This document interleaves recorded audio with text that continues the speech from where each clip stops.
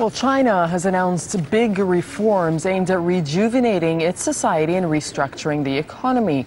The leaders have repeated that so-called re-education camps are to be shut down, and they hold tens of thousands of inmates. Police panels have had the power to sentence offenders to years in camps without trial. And the country's private businesses will play a bigger role, although it's unlikely the state will relax its control. And a big change will be the relaxation of the so-called one-child policy.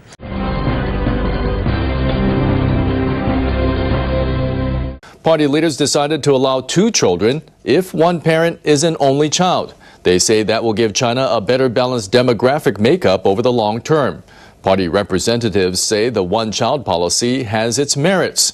They say China's population might have exceeded 1.7 billion without it.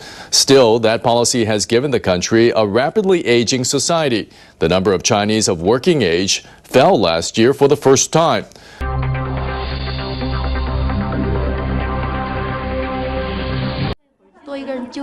$40,000 new babies are born in China every day, but most don't know what it's like to have a brother or sister.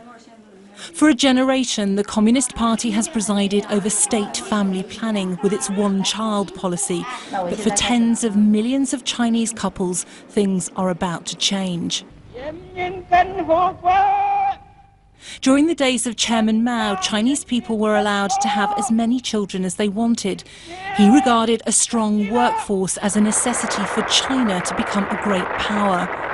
But in 1979, after his death, the one-child policy was introduced. After 3 decades of restrictions, China's population is aging. 40% of the population will be over the age of 65 by the middle of the century.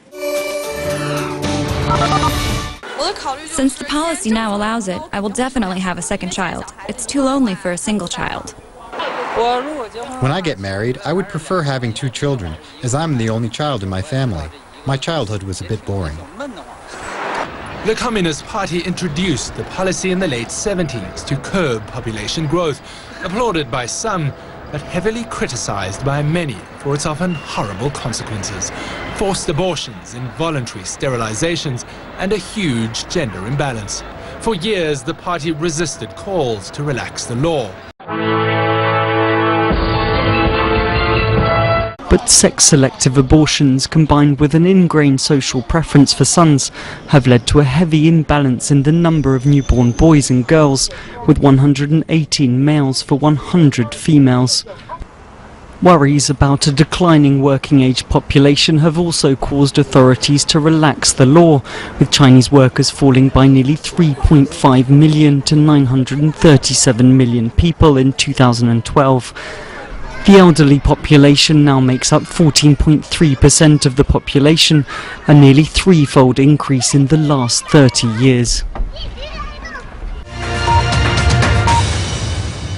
China has now realized belatedly that they have a huge threat to their economic gains that they have made, attributable to the fact that they will have fewer and fewer workers for an aging population. So they have 2 horrible convergent megatrends happening in China today. First, the missing daughters, a direct result of the one-child per couple policy.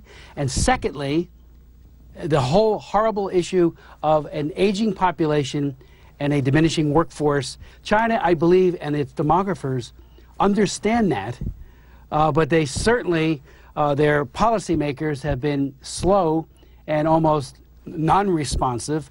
This is an absolute minor, small step, because again, even for a first or second order child, as they call them, you still have to get government permission.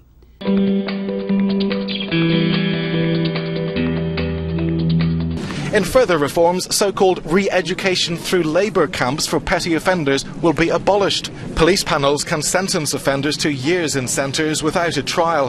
The unpopular camps have been blamed for widespread rights abuses by corrupt officials. The reforms were announced after a key meeting of the ruling Communist Party that ended earlier this week. The gathering had also decided to reduce step by step the number of crimes subject to the death penalty.